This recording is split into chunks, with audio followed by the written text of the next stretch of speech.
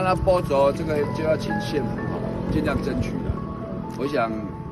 卖只是单纯说激起这个天然灾，我看这个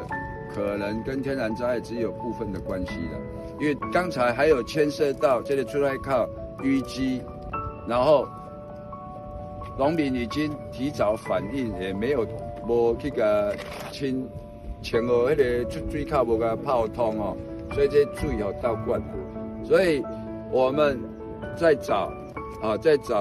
水利的去看，这有一个单位啊，再来就是那个再找第一河川局的，再来回看叫他们要有作为。无啦，爱河川局的真爱。